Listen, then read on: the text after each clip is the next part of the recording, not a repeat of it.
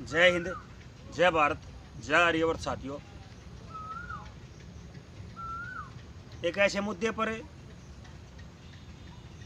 एक ऐसे धब्बे पर बात हम करेंगे जिसने पूरे देश की जनता को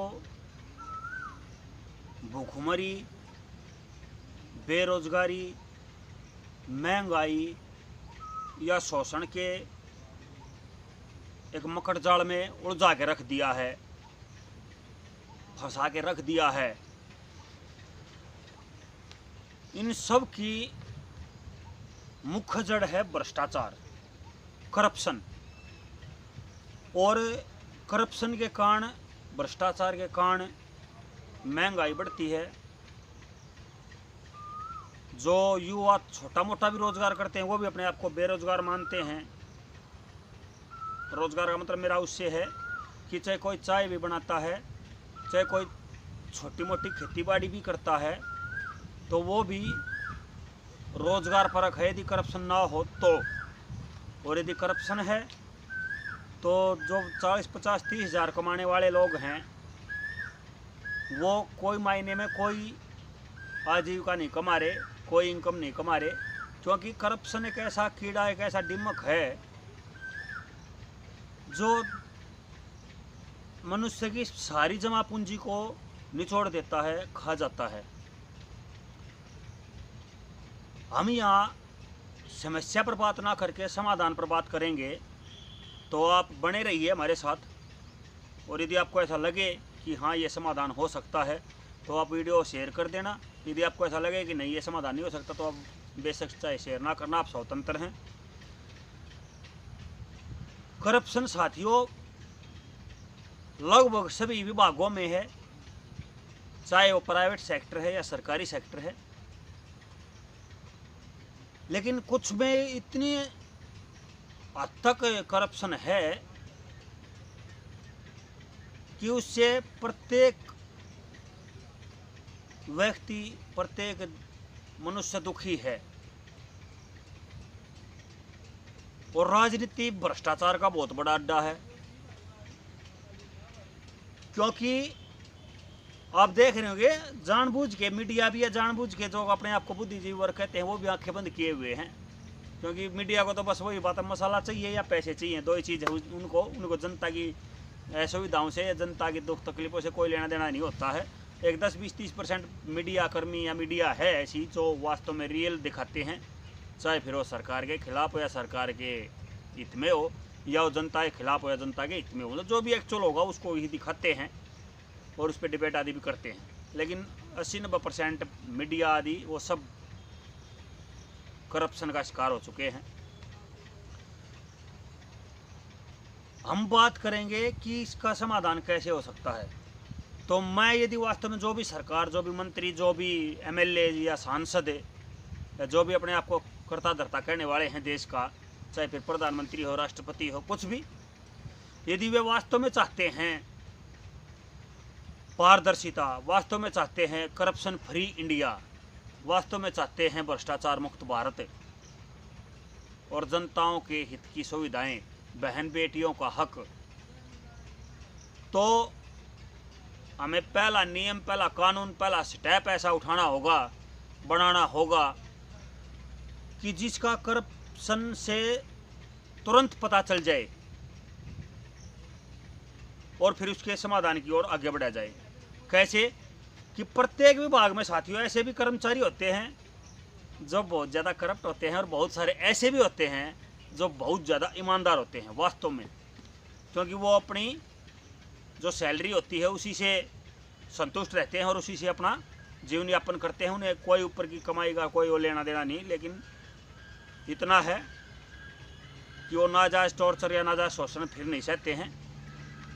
तो इस प्रकार के कर्मचारियों की लिस्ट बने, इस प्रकार के कर्मचारियों को छाटा जाए और उनकी एक अलग से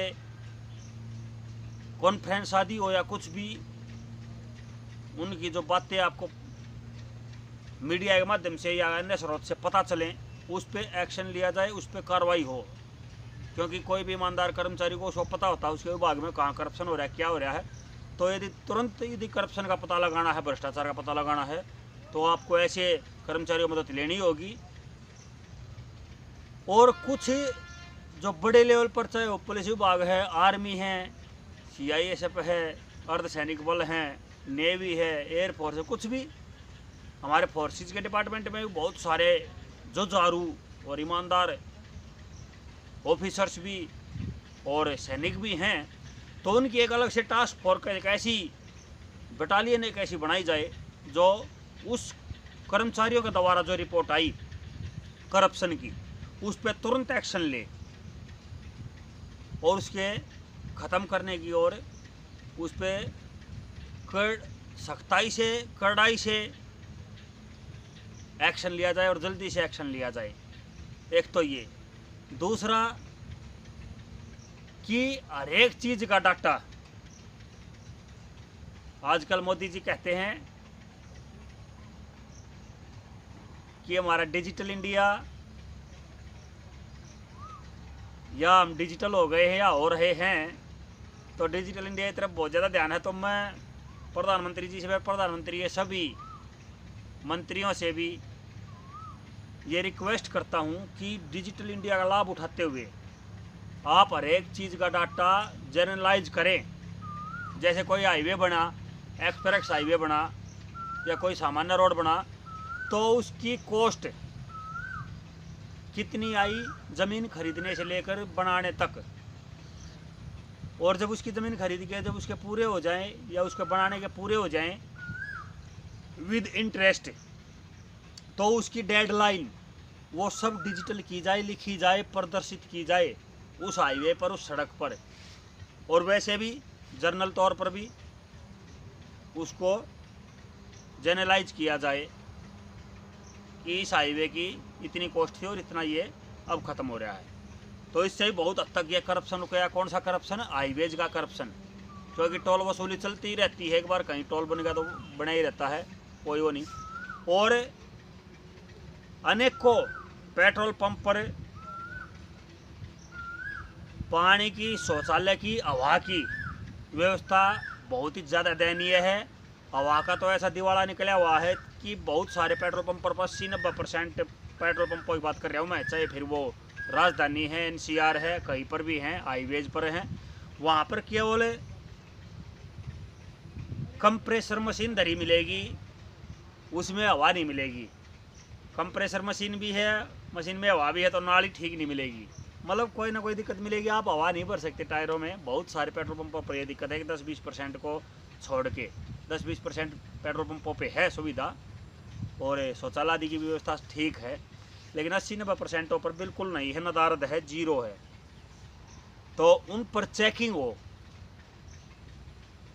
और चेकिंग ना भी होकर, क्योंकि इतना बड़ा स्टाफ कहाँ से लाएं, कैसे करें, तो उस आम जनता से ही राय जानी जाए। जो भी उस पर पेट्रोल पंप पे पंपिंग करके पेट्रोल भरवाते हैं, डीजल भरवाते हैं, गैस भरवाते हैं, CNG लेते हैं, जो भी वीडियो आदि बना दे तो उस पर एक्शन लिया जाए।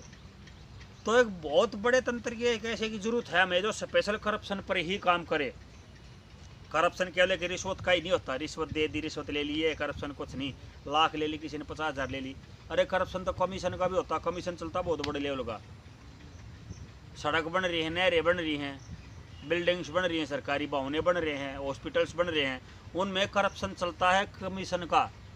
कमीशन फिक्स होता है, मेरा 5%, मेरा 7%, मेरा 10%। तो उस कमीशन को रोकने के लिए जो भी वो नहर बनी, भवन बना, रोड बना, उसकी वीडियोग्राफी हो, कंस्ट्रक्शन से लेकर नीम खुदाई तक और आखिर में डेंटिंग पेंटिंग तक, सभी की वीडियोग्राफी हो फुल्ली, 8 घंटे 10 घंटे जो भी काम चलता है वहाँ। और सैम्पलिंग आदि, ये सब फॉर्मेलिटी आदि होती है। सैम्पलिंग भरवाने के लिए वही सैंपल लिया जाता है जो इसमें वो चीज़ फैलना हो, वो चीज़ ज़्यादा मटेरियल मिला के उसको पेश किया जाता है।